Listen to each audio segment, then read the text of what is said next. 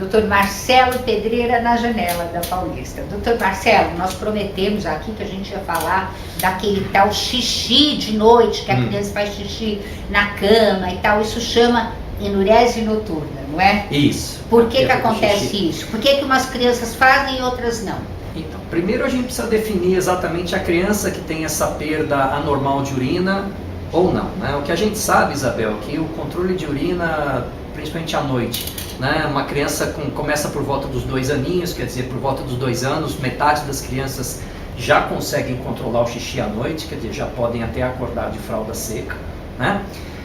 A gente sabe que aos 3 anos, 80% das crianças conseguem controlar o xixi, já tem um bom controle de diurese, mas ainda tem uma pequena parcela das crianças, tipo uns 15%, que vão conseguir fazer um controle total por volta dos 5 anos.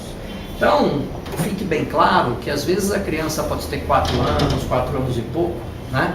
Ela perde xixi, escapa o xixi às vezes durante a noite, isso pode ser absolutamente normal. Então, assim, em primeiro lugar, para a gente definir, né, uma enurese, realmente uma enurese noturna, uma perda do xixi anormal durante a noite, em primeiro lugar, a criança precisa ter passado da idade já, uma idade que a gente já esperava que uma boa parte tivesse com controle. Então, por volta disso, 6 anos, que a gente começa a se preocupar um pouquinho, que é exatamente o período que socialmente a criança começa a ficar mais incomodada, né? Então, por definição, a criança precisa ter uma perda de urina pelo menos 2 vezes por semana, né? Não ter nenhuma alteração neurológica que possa levar a isso, quer dizer, ser uma criança que já havia tido controle, pelo menos por 6 meses, e de repente começou a perder o xixi e faz isso umas 2 vezes por noite, pelo menos. Aí realmente você tem uma dica que alguma coisa não está bem, né? Que realmente é uma enurese noturna. Por que acontece isso? Então, em primeiro lugar, uma coisa importante é o seguinte: primeiro veja você, se você foi uma criança que fazia xixi na cama, além da idade, o seu filho tem mais de 40% de chance de ter. Se o pai e a mãe têm, essa chance passa a ser quase 80%. Então, em primeiro lugar, é hereditário? É hereditário, né? Tem essa característica, né? Então, se o pai e a mãe forem os dois juntos, então é boa chance que tenha, né? Mas, assim, existem relações, muitas vezes você pode nem descobrir por que você tem isso, mas existem alguns estudos que mostram relação com criança, por exemplo, hiperativa, né?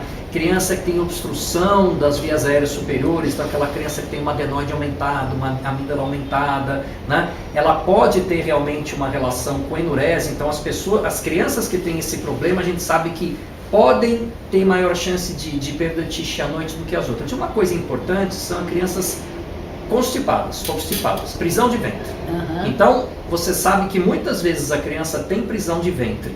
Você corrige a prisão de ventre, você consegue resolver uns 70% dos casos, né? E aí, o que é importante dizer é o seguinte, Isabel, é que isso é um recado para os pais, tá? A criança não tem culpa. Muitas vezes o pai pensa, sem vergonha, vagabundo, preguiçoso, não quer levantar à noite. Não é. Tá bom? A criança não faz porque ela quer. Tá bom? Você pensa que a criança faz de propósito, que ela pode melhorar.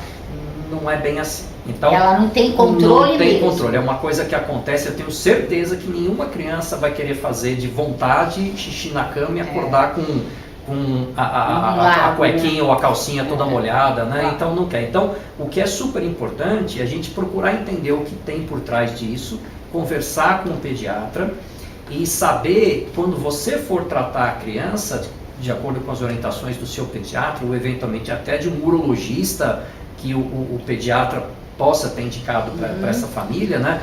Que a família tenha que saber lidar com a criança, né? Então isso é muito importante.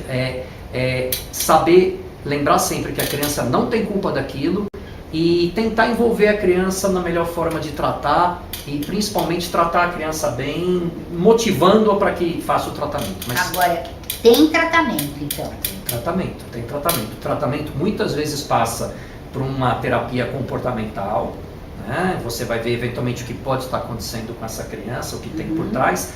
E muitas vezes a gente usa aquele tratamento que é tentar evitar que a criança perca xixi à noite, né? Então, mais uma vez, converse com o seu pediatra sobre isso, tá bom? Mas, por exemplo, você pode ter a recomendação de começar a reduzir a quantidade de líquidos a partir de umas 6 horas da tarde. Então, quer dizer, fazer que a criança beba os líquidos durante o dia, né? Mas, se possível, no finalzinho da tarde para o começo da noite, numa boa, sem estressar, diminuir o volume de líquido que essa criança ingere. Então, fazer xixi quando acorda, colocar para fazer xixi antes de dormir, isso é super importante, né? Tudo isso pode ajudar, eventualmente, a reduzir a quantidade de xixi que a criança perde à noite até que ela normalize. Conserta, exatamente. Porque também conserta naturalmente, não conserta? Então, conserta naturalmente, mas muitas vezes pode demorar um pouquinho e talvez você precise tomar alguma atitude. Por exemplo, a criança pode ter um atraso de desenvolvimento da capacidade que ela tem de contração da bexiga, né? Então a criança não consegue segurar aquele xixi sozinha, às vezes demora um pouquinho mais para conseguir isso. Então, muitas vezes, o pediatra, ou mesmo um urologista que o pediatra possa indicar alguns tipos de terapia diferentes, até remédio, se for o caso. Ah, remédio também? Também, tá bom? Tem um remédio que a gente dá em algumas situações específicas, cada um tem sua conduta, tem o seu momento de aplicar, mas você faz por períodos curtos, 3, 4 meses, e geralmente acaba ajudando a criança. Mas, mais uma vez, não procurem na internet, né? Não queiram fazer sozinhos. Eu acho que o pediatra pode ajudar bastante, principalmente porque cada caso é um caso, né, Isabel?